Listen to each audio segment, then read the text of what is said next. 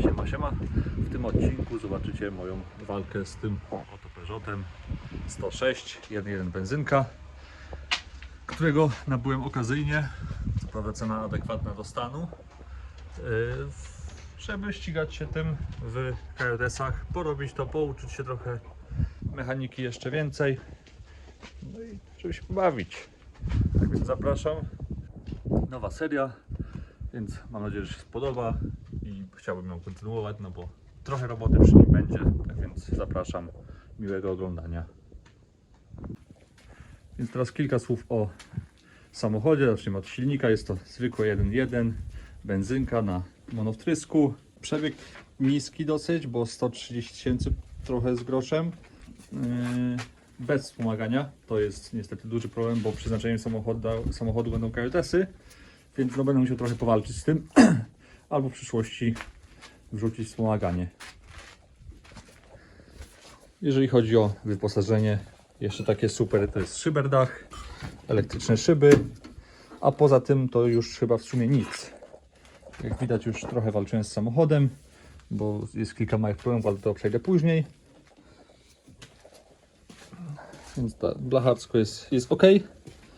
Oprócz właśnie tych newralgicznych miejsc pod maską, tutaj dokładnie tych i z drugiej strony, to będę robił, będę wycinał całość i wstawiał od nowa, więc z tym nie będzie raczej problemu, nie ma tragedii. W bagażniku jest praktycznie bez rdzy, tam dosłownie mały nalot. Jedyny taki większy problem no to znajduje się tutaj, bo no niestety od strony pasażera poszycie tam, no jest dziura po prostu do środka i to trzeba będzie spawać od nowa, ale też już mam na to umówionego blacharza. Tak więc z tym problemem sobie poradzę. No i co? No i dzisiaj będziemy walczyć, żeby powoli dostawać się do głowicy. Już samochód mam trochę ponad miesiąc. W środku już trochę walczyłem, bo przez brak ślizgów od szyb nie podnosiło się one do końca, wychodziły, więc poprzedni właściciel nie domknął. No i napadało śniegu, było trochę wilgoci, więc wyciąłem od razu już na namoknięte wygłuszenie. Dywanik już dawno jest wysuszony. No i co? Zwykły 5-biegowy manual, ręczny bardzo ładnie bierze. Jest tylko tam dołożony jakiś alarm, z tym też będę musiał powalczyć. Mam nadzieję, że nie zablokuję sobie samochodu. Z ciekawostek mam tutaj na lewym tyle oponę. Prawdopodobnie był to zapas, bo zapasu nie ma tutaj na samochodzie. Jest to oryginalna opona z 1997 roku, kiedy samochód to wyjechał z fabryki. Nawet tylko poparciała lekko. Mogę wrzucić później kilka zdjęć jako przebitki. No a w środku, no wiadomo, jakiś tutaj schowek się nie domyka, te ślizgi w szybach trzeba będzie ogarnąć. Założyć od nowa dywanik. Wywalić tył. Jakby ktoś, pewnie będę się wystawiał, chociaż fotele to raczej nie jest chodliwy temat z wersji Symbio, bo taką wersją to niby jest. Tu brakuje listewki, ale ją mam tutaj na stanie. Symbio, proszę bardzo. No i jeszcze sprężyny z przodu są do wymiany, szczególnie z tej strony, bo po prostu zwój się ukruszył i teraz mam adaptacyjne zawieszenie w Peugeocie. Tak więc tyle o samochodziku. Mam nadzieję, że nie będzie z nim większych problemów, nic więcej nie wyjdzie. Silnik cały uszczelnie i będzie to śmigać ładnych parę lat przynajmniej, dopóki nie wydzwonię na KJS-ach. Jeszcze może tak kilka słów o mnie. Z motoryzacją zacząłem przygodę w sumie też z Francuzem bliźniakiem, bo z Citroenem Saxo. Tylko była to wersja 1.5 diesel, więc no 20 sekund do setki. Robiłem w sumie wszystko z ojcem przy tym samochodzie, więc trochę się nauczyłem. Potem miałem Audi 80, które kupiłem w stanie średnim, jeżdżące, ale do zrobienia. I jak później powychodziło on, to naprawdę 90% rzeczy już zostało przeze mnie wymienione. No jest jakaś koparka, zagłusza mnie. 90% zostało przeze mnie wymienione i naprawdę te rzeczy tam były wszystko oryginalne. To było Audi z 89 roku i części były 8.9. Więc no, tak jak poduszka silnika, no to cały silnik skakał tak naprawdę grubo. Tarcze z tyłu były, znaczy bębny z tyłu były też z 89 roku, sprężyny z tyłu chyba też, więc no ten samochód naprawdę potrzebował dopieszczenia. No i jak zostało to porobione te ponad 5 lat temu, tak do tej pory samochód jeździ i nie ma z nim żadnych problemów. Jeszcze w gaziutku 1.8, benzynka na gaźniku. Super samochód. A teraz wożę się tym. Prawilne E46 R6. Też w sumie już ponad 3 lata na ten samochód. Też wszystko robię sam. Już naprawdę mało co mnie zaskakuje. Już nawet no nie mam za bardzo co przy nim robić, bo robiąc rzeczy, wymieniałem rzeczy na zapas. Przy okazji jak można było, więc no naprawdę dlatego kupiłem Peugeota w sumie, no bo nie mam co robić przy samochodzie, nudzę się weekendami, więc trzeba coś porobić, tak? No i co, no i chcę iść w KJS-y, chcę trochę może zacząć motorsportu, no bo od małego Top Gear, szybcy i wściekli, co się szybko wściekli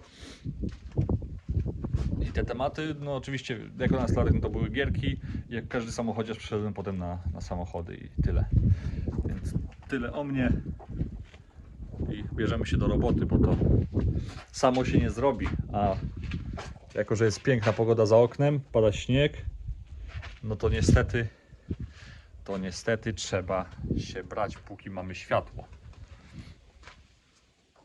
Na razie jeszcze półprofesjonalne kobyłki. Profesjonalny już przywiozłem. Sprzęcik już jest. Ja to możecie mnie sponsorować. Parkside też możecie mnie sponsorować.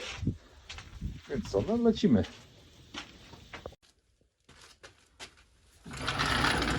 To jest duży plus tego samochodu, bo wystarczy podnieść przód i tu od razu też się podniesie, więc same plusy lekkiego bolidu.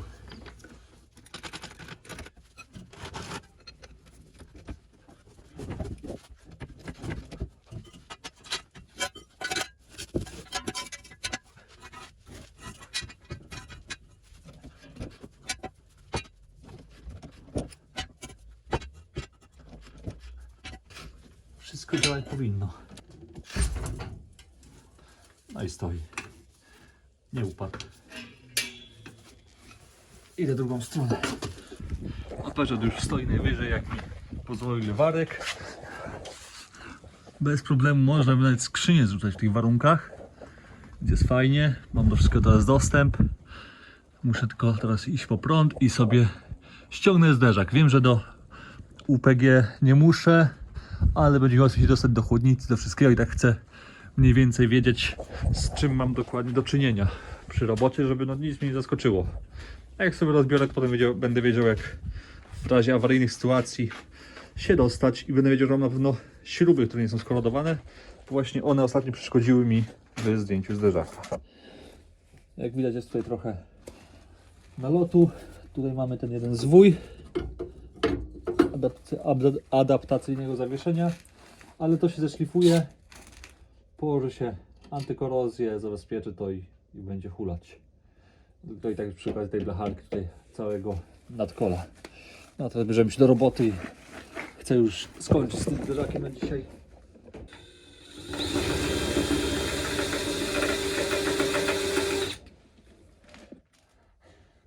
No wejdź. Potrzebne było po prostu większe wiertło. One eternity later. Nie spodziewałem się, że tak rozwiercona nakrętka będzie jeszcze się trzymać, bo jest naprawdę, tam też oczywiście jest gigantyczna ilość rdzy, ale jest ona tak strasznie rozwiercona, żebym tylko wiedział, gdzie kręcę. O, tu ją mam.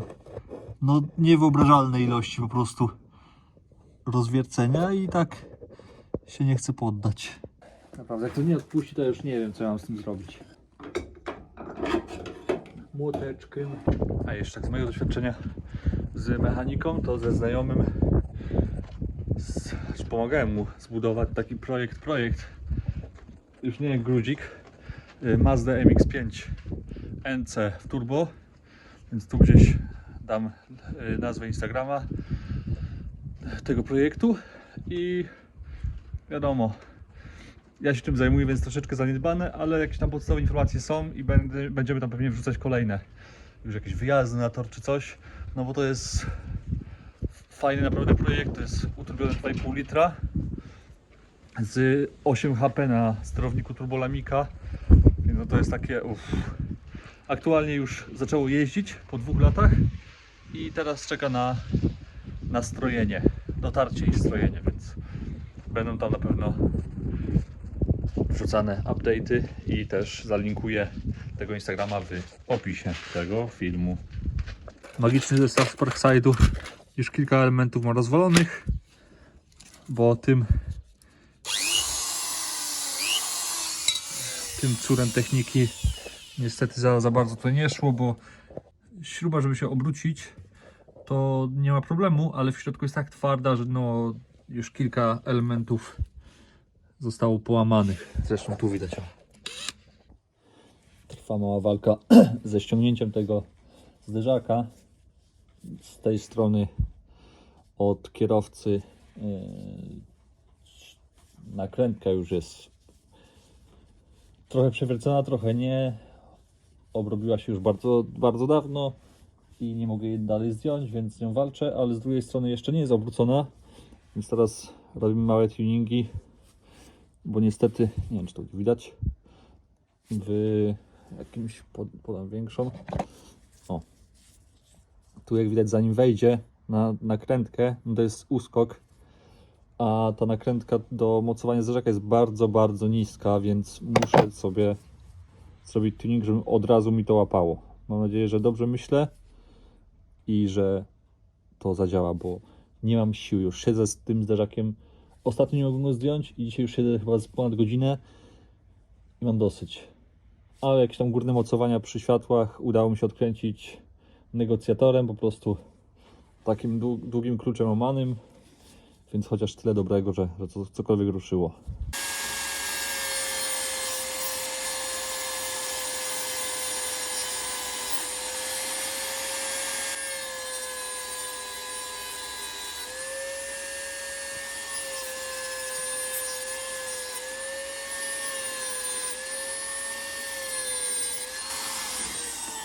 Dobra, no i chyba mam osiągnięte to, co chciałem. Trochę krzywo, to jeszcze nadszlifujemy zaraz w tym miejscu i będzie można sprawdzić, czy zadziałało.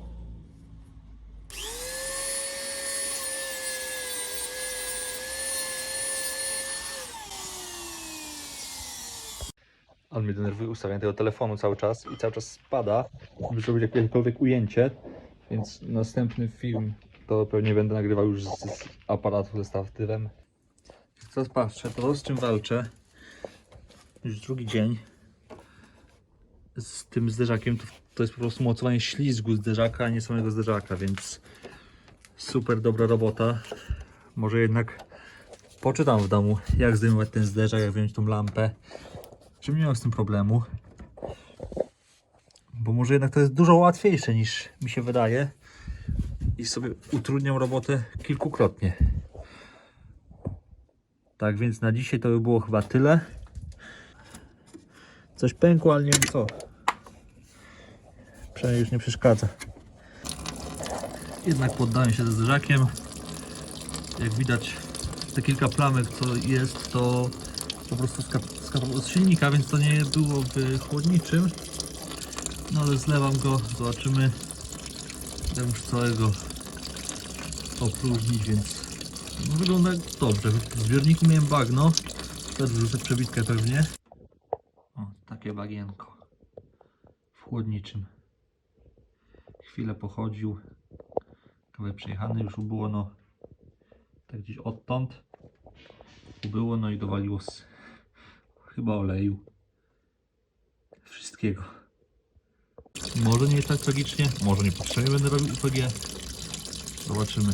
I tak uszczelnienia wymaga bardzo ten silnik, no bo jak widać jest wszystko jest w oleju, cała micha, tu jest filtr, no i wyżej tu wszystko jest zażygane w oleju, więc trzeba będzie to i tak rozebrać. No a później sobie Gratuluję. No więc schłodnicy zlany, jeszcze wszystkie trzeba będzie tak przewody zdjąć, więc leciało więcej. Ale wygląda na to, że nie ma tragedii. Trochę syfu jest, ale w wyrównawczym wyglądało to dużo gorzej. Może po prostu syf wyleciał na górę po tym, jak dolałem do układu tyle, ile musi być, odpowietrzyłem. Więc może UPG nawet nie być w tragicznym stanie, ale no i tak będę cały uszczelniał silnik, więc można przy okazji. No, jeden dobry znak no to, że pewnie głowica jest cała, nie ma pęknięcia, jeżeli nie jest tak źle, jak wyglądało to w wyrównawczym. No i teraz najprzyjemniejsze na koniec, trochę poogarniam, żeby te klucze nie były porozwalane, pochowam, żeby nie rdzewiały, biciki, nie biciki. Będzie jutro przyjemniejsza robota, albo jak się wypogodzi, bo trochę jednak jest chłodno w takich warunkach. Więc to by było na tyle w tym odcinku. W następnym muszę wyjechać z lampami i z leżakiem. Jak widać, udało się spuścić płyn chłodniczy i będziemy dalej walczyć z rozbieraniem motoru. Zablokować wał i tym podobne. A celem rozebranie silnika i zdjęcie głowicy. No, ale sądząc po chłodniczym jest bardzo dobrze. Myślałem, że gorzej, ale w zbiorniczku może po prostu było kupa syfu i to mnie przeraziło. Ale i tak, że jako że chcę wszystko uszczelnić, bo jest cały w oleju, to wszystko na raz się zrobi za jednym razem. Nie trzeba będzie później powtarzać tej samej roboty. Także dziękuję za uwagę. Będę wdzięczny za jakiś feedback odnośnie filmu. Co się podoba, co się nie podoba. Co więcej dodać, co jest niepotrzebne. Nie wiem, jakieś szlifowania nasadek Wam się podobają, nie podobają. Jakieś takie durne rzeczy, kombinacje moje. Wszystko chętnie przyjmę, przeczytam i poprawię się na następny raz. Dzięki piękne za uwagę. Do następnego, siema.